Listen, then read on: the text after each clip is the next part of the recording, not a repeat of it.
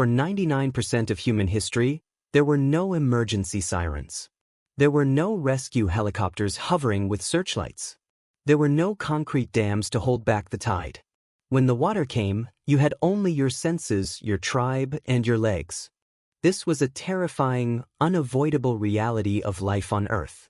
Our ancient ancestors lived through some of the most catastrophic floods in planetary history. But how did they actually survive them? You might picture early humans as helpless victims washed away by the tide. You might think they huddled in dark caves, paralyzed by fear, simply waiting for the end. That assumption completely misunderstands human survival. Your ancestors were not static. They were not rooted to one spot. They were the most mobile, hyper-aware, environmentally attuned creatures on the landscape. Before the water ever reached their camps, your body was reading the signals. You noticed the sudden shift in barometric pressure pressing against your eardrums.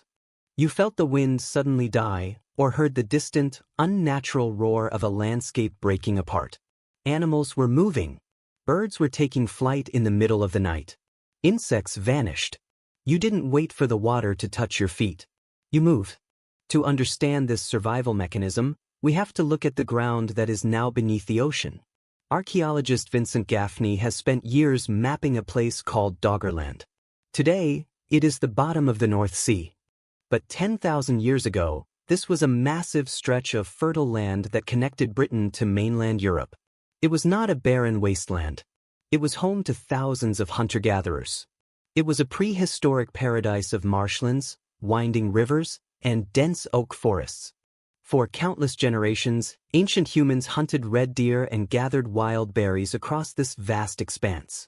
They built their lives around the rhythmic, predictable flooding of the seasons. They understood water. They respected its power. They knew how to read the subtle changes in the tides. But around 8,200 years ago, Doggerland was violently swallowed by the sea. The water didn't just slowly rise over centuries. Geologic evidence shows that a massive underwater landslide triggered a catastrophic tsunami. This geological event is known to science as the Storegga Slide. A portion of the continental shelf off the coast of Norway collapsed. The slide moved an area of seabed the size of modern-day Scotland. It displaced billions of tons of water in a matter of minutes. The energy unleashed was mathematically incomprehensible. How do you prepare for an ocean that suddenly stands up? Imagine standing on a prehistoric beach in Doggerland. The ocean suddenly recedes. It sucks water miles away from the shore, faster than a man can run. Fish are left flopping helplessly in the exposed mud. The wet seabed hisses and bubbles in the open air. For a brief, terrifying moment, there is total silence across the coast. Then, a wave as high as a modern 10-story building appears on the horizon. It is a wall of black water rushing toward you at the speed of a jet airliner. It carries crushed trees, massive boulders, and the sheer kinetic force to scour the earth down to the bedrock. The noise is deafening, like 1,000 thunderstorms. The ground shakes violently. How does anyone survive that level of destruction? You don't survive by fighting it. You survive by reading the environment before the wave hits. Indigenous oral traditions from coastal peoples around the world all share a common, ancient rule about the sea. When the water runs away, you run to the hills. Your ancestors did not stand on the beach staring in wonder. They dropped their fishing spears. They turned their backs to the shore. They ran for the highest elevation possible without looking back. Archaeologist Clive Waddington excavated a prehistoric camp called Howick. This site is located on the rugged coast of what is now Northumberland in the United Kingdom. His team found direct evidence of the Storegga tsunami hitting the coast.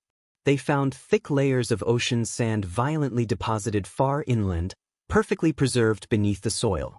But they also found something absolutely incredible mixed in with that sand.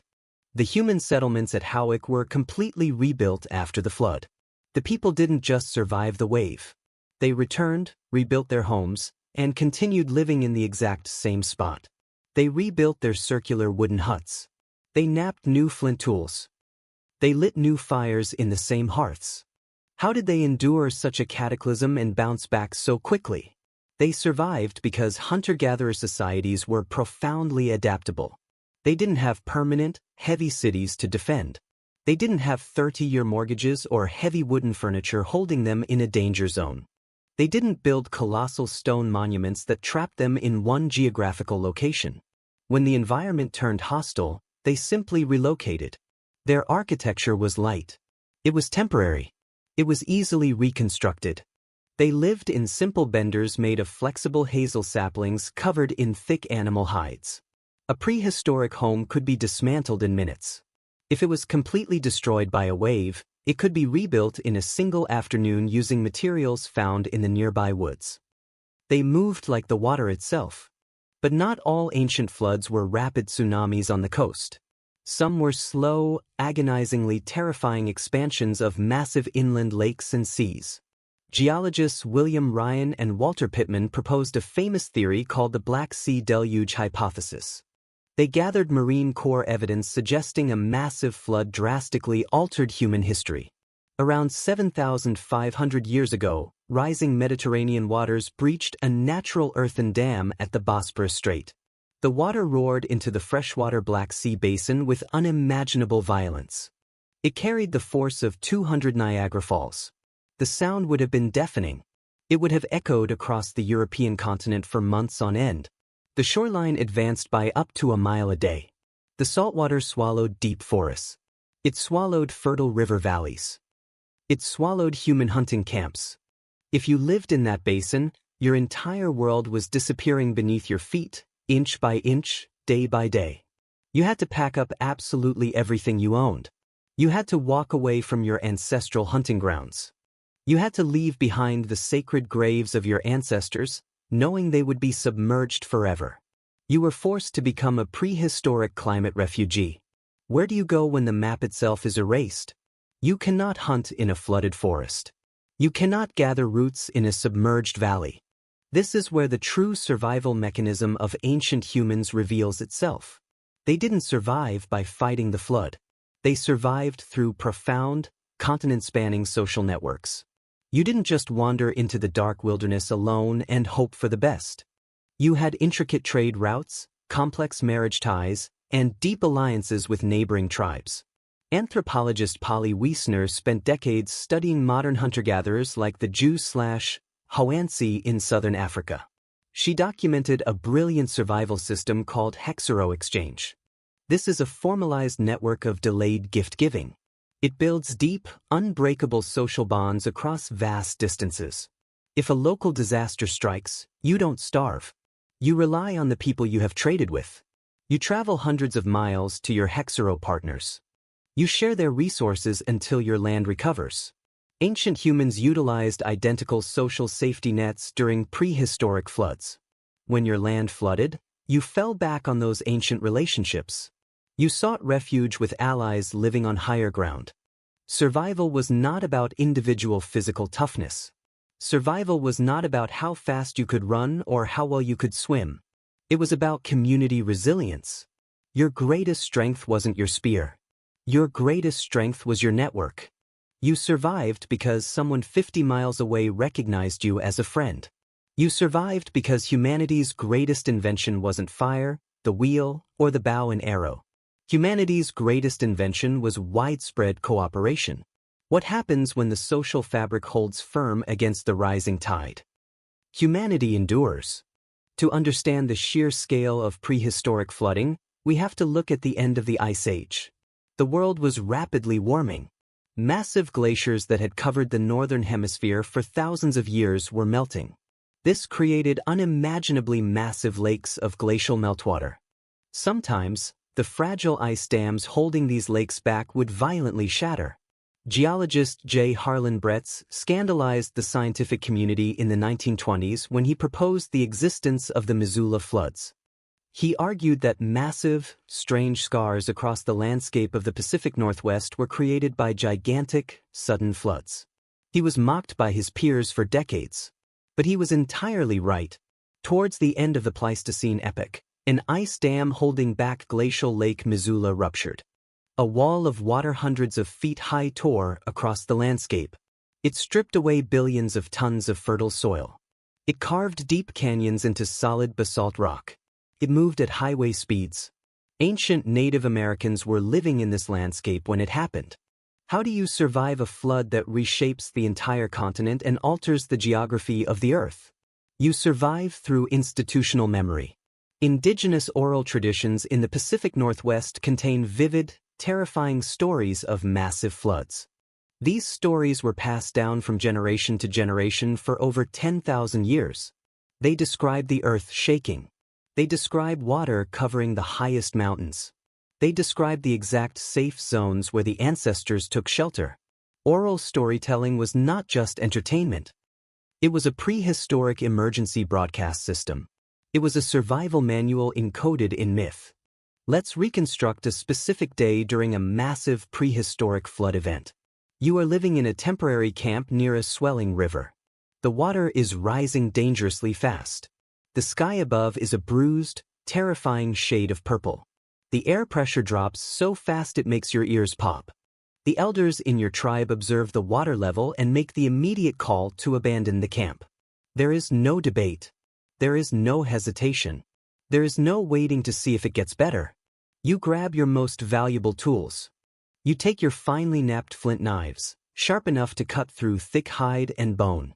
You take your delicate bone needles, which are absolutely essential for crafting waterproof winter clothing. You gather your precious embers. You carefully wrap them in damp moss and carry them in a thick clam shell to keep the fire alive. Fire is life. You cannot afford to lose it to the freezing rain. You strap your youngest child tightly to your chest using a worn leather sling. The entire group moves with practiced, disciplined urgency. The domesticated camp dogs bark nervously. They splash through thick, ankle-deep mud. There is no blind panic. There is only focused, collective action. You head directly for the steep ridgelines.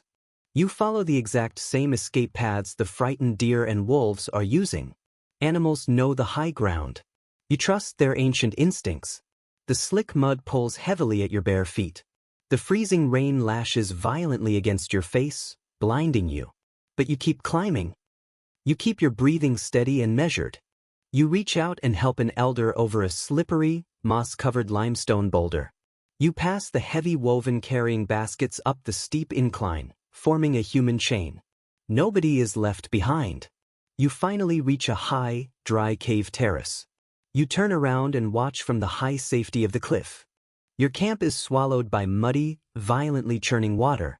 The familiar river has become a monstrous, raging lake. Massive oak trees are completely uprooted and dragged away like tiny twigs. You have lost your physical home. But you look around at the shivering members of your tribe. Everyone is here. The fire is still faintly glowing inside the damp moss. You are alive. And by tomorrow morning, you will dry off and build a new home. This constant movement and adaptation fundamentally shaped our entire species. Catastrophic floods forced ancient humans to innovate. They pushed stagnant populations into completely new territories.